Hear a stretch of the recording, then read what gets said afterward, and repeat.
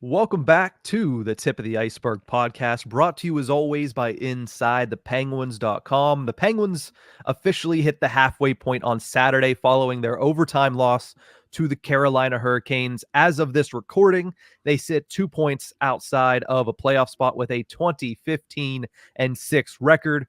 That is before the result of the Penguins versus Kraken game that happens on Monday afternoon. So, Horwat, let's jump into some of the biggest surprises of the first 41 games. What is your biggest surprise just in general?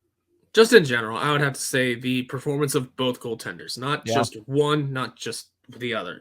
Between both Jari and Nedeljkovic, there was a little run there where they looked like the hottest goaltending duo in the NHL. They've also had their struggles, but at the same time, they are performing at a good enough pace that it doesn't matter who you throw in there.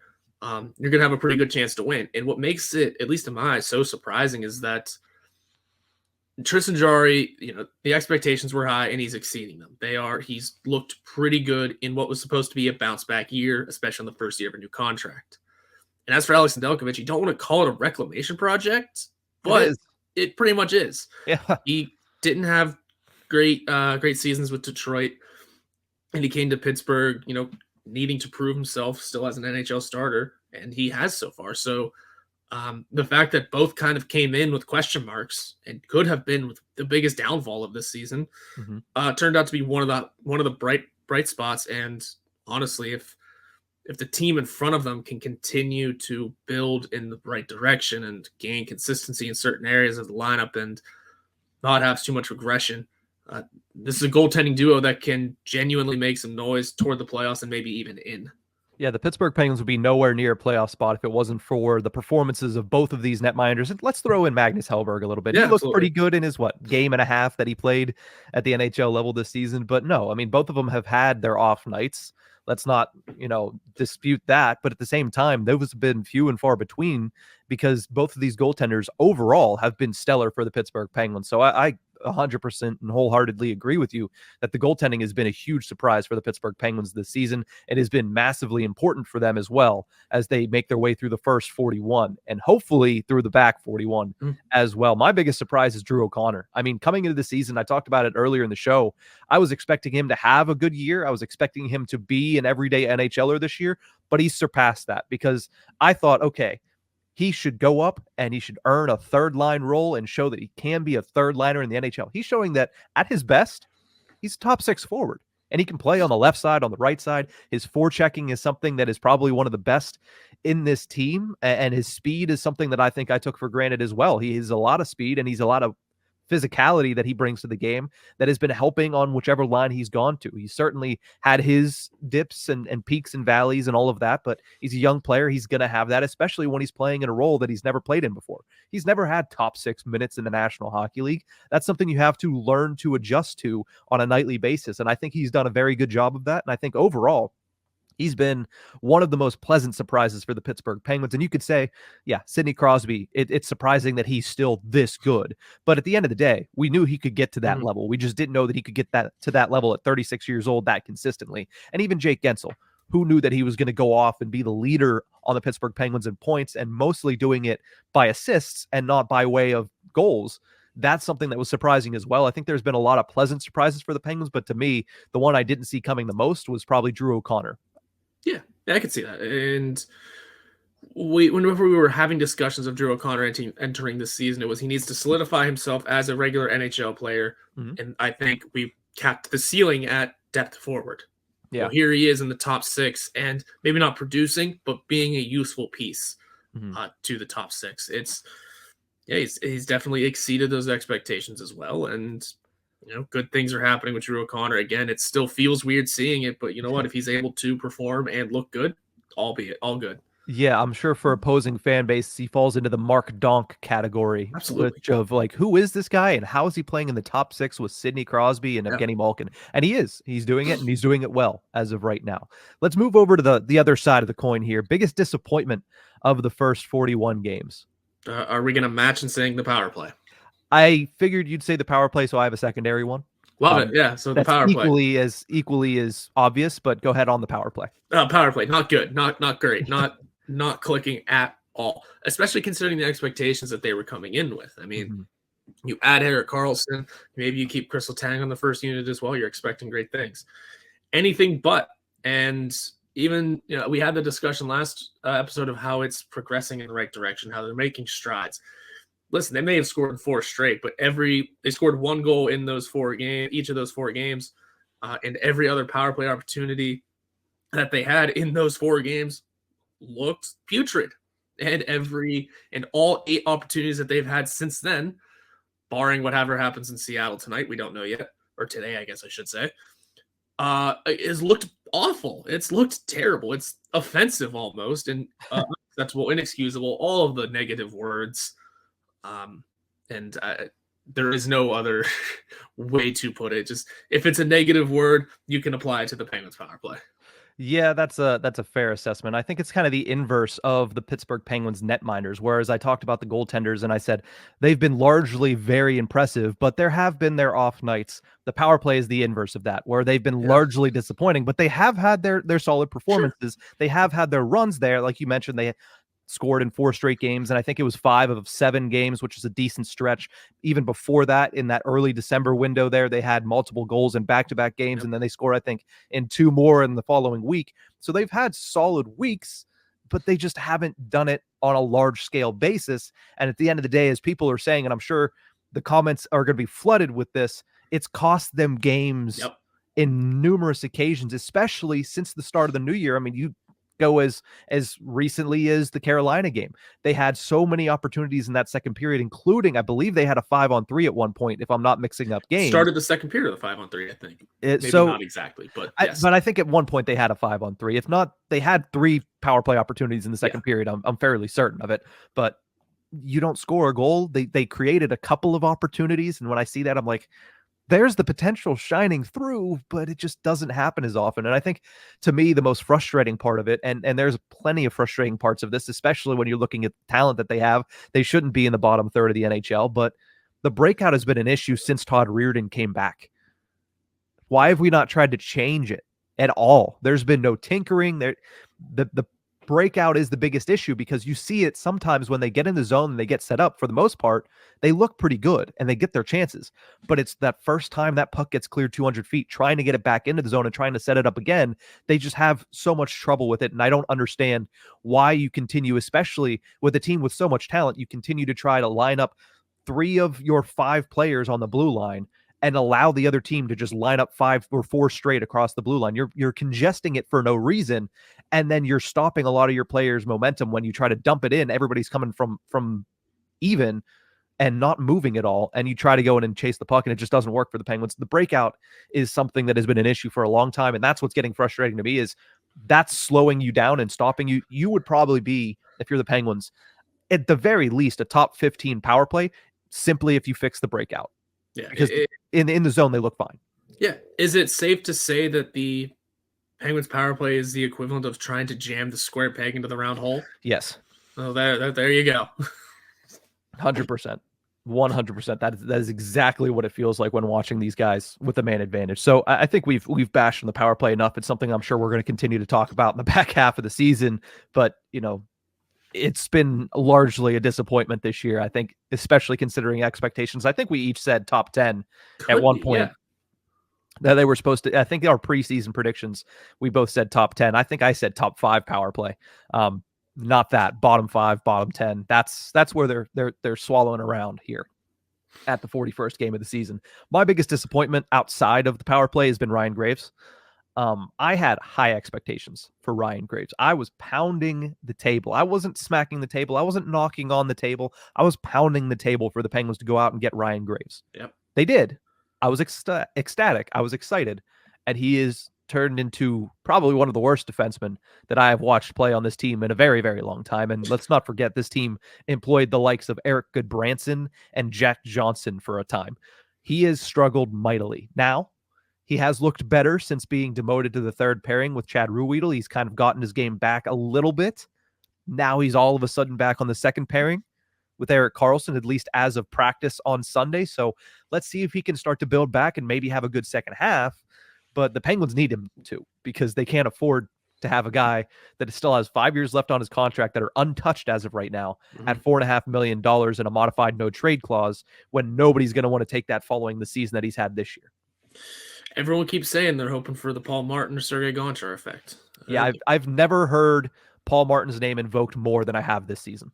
Yeah, except for when maybe he was on this team. Yeah, even when he was on this team, I don't think anybody talked about Paul Martin this much.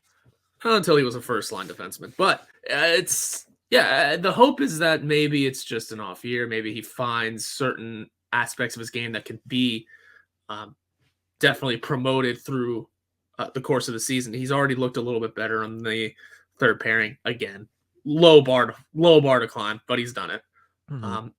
And it's genuinely probably just coming down to hope that it can rebuild next year. And that's a sad statement considering the expectations that he brought in. But if it is worth anything, you shelter his role for a year and you're getting great success out of Marcus Pettersson. There's no doubt about that. He might earn a new contract come July 1st, by the way. Or be traded. Not forget that. And then, you got issues with P.O. Joseph. So you got to figure that out. Yeah. And apparently the Penguins are looking for defensive help anyway. So we'll see where all of it shuffles out to. But it seems just at the moment that you're not punting Ryan Graves into next year yet, but boy, it's getting close. Yeah, it's getting to the point where you're saying, well, we'll reevaluate this next season and see how your year 1 to year 2 jump is, because he's done it in every place that he's been too. That's the thing. It's not just, hey, the Paul Martin effect, the Sergei Gonchar effect. It's Ryan Graves did this in Colorado. First year he struggled. Second year, I think he led the league in plus minus, which is an imperfect stack, but still you lead the league in plus minus. You're doing something right. Did it in New Jersey as well. First year wasn't great. Second year was much better. Maybe he does it in Pittsburgh. And listen, why is plus minus an imperfect stack? Look at Ryan Graves' plus minus right now. It would tell you that he's a good, but he's not a good defenseman. He's 100% not a good defenseman in the first 41 games of the season. Yet his plus minus is ridiculous. So Ryan Graves in the power play, biggest disappointments for us here. And for all of these, let us know in the comments. What is your biggest surprise of the first 41? What is your biggest disappointment in the first 41? And also give us the answer to this question in your eyes. One player you're most looking forward to watching in the back half. We're going to give ours now. You give yours in the comments, and maybe we'll address it a little bit later this week. Horwat, who's that one player for you? So mine's a bit off the beaten path. It's a little more fun. And you mentioned plus minus being an imperfect stat. My player currently has the worst plus minus on the team, and John Ludwig. Now, I bring this name up because let's say the Penguins are trying to acquire defense by the deadline. They're trying to bring in a name. Let's say nothing happens and they just can't for whatever reason. Here's your third pairing guy. As long as Ryan Graves can exceed expectations that have already been set upon him, that have been lowered now, yes. That as long as he can exceed those lowered expectations and maybe be a second line role guy for the year, John Ludwig is easily sliding into this third pairing on the left side and being the, I don't want to say monster, but being the pest, the instigator, being the role tougher defenseman that he is. He doesn't bring a ton to the table other than some pretty decent defense and some grit, both of which the Penguins have needed. So yeah, I think I'm just intrigued to really see he's also the youngest player on the roster. I think I'm just really intrigued to see where he can go, what his ceiling could be, especially considering he came to this team with almost zero expectations, no preseason, no training camp under his belt, a waiver claim, like the day before puck drop of the season. Didn't play a singular preseason game with the Penguins. And just came in, was healthy scratch to start the year. Totally fine, makes sense. And then was slotted in and tried to immediately make a bang with a huge hit in his first game. Knocked himself out, but came back and then immediately made some big moments for himself. He's setting himself apart as arguably the Penguins, I don't want to say best rookie, but the options are slim. So best rookie this year. Yeah, he's the only rookie that I would think has staying power on the Penguins roster right now. Valtteri Pustinen's been impressive, but we already had a discussion about Valtteri Pustinen. I think John Ludwig is somebody that, if healthy, he wouldn't come out of this lineup.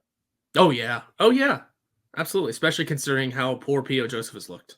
Yeah, so I'm excited to watch John Ludwig the remainder of the season. I mean, he's technically the Pittsburgh Penguins version of a sheriff.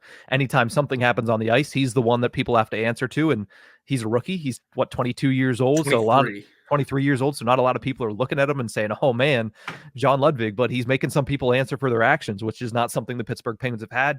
And he's also providing some pretty good defense too. So, maybe not at a level that is what you want, but at the same time, he's been decent. And that's more than you could say for a lot of these Pittsburgh Penguins defensemen. Yeah. My player that I'm most excited to look and watch over the next 41 games is one that I was very excited to watch coming into the season. And he's had some people would say disappointing opening half to his Penguins tenure, but I'm excited to watch Erik Karlsson. I mean, he's settling in. A lot of what everybody said about this team was, man, there's a lot of new faces. It's going to take them some time to get used to each other, to build that chemistry, to get used to playing for Mike Sullivan, playing in the system that Mike Sullivan wants to deploy. And that too goes for Erik Karlsson. Even though he's all world, there's an adjustment there. He's adjusted now. So the next 41 games is him fully adjusted.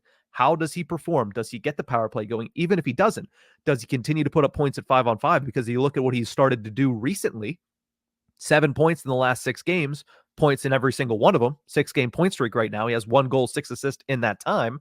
How does he evolve to continue putting up points, to continue trying to put the Pittsburgh Penguins over the top? He had a really rough game in Carolina, and then he got the assist to tie the game up late in the game. He put the puck on the net, low shot, Ronta kicked it out, Brian Rust put it in the back of the net. That's what you need to do at that stage of the game. I think we all know how talented Erik Karlsson is. I think there's reasons that people have been disappointed with him. I think the defense on Erik Karlsson's part has been better than expected, but still worse than you would hope from somebody that's in the top 4.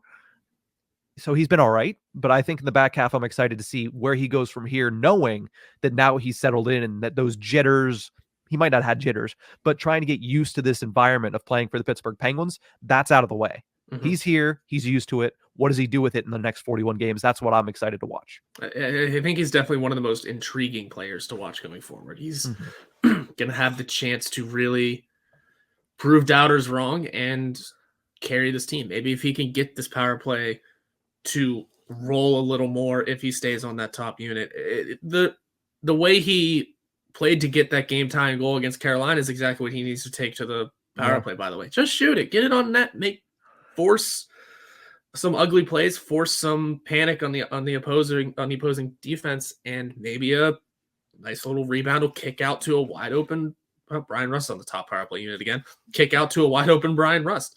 There's some, positives that come with just firing the puck on net. Of all people, I forget if it was Ryan Graves or Chad Ruido who told me this, just getting pucks on net from wherever it comes from defensemen especially, it causes havoc. It causes panic from the other team. And that's when, and this is when Mike Sullivan says it, mistakes get made in those situations. So just putting pucks on net, getting rubber to the pads is at least a start. And if Erik Karlsson can start doing that, we know he can shoot the puck. He bombs them sometimes. So sometimes he'll find the net even.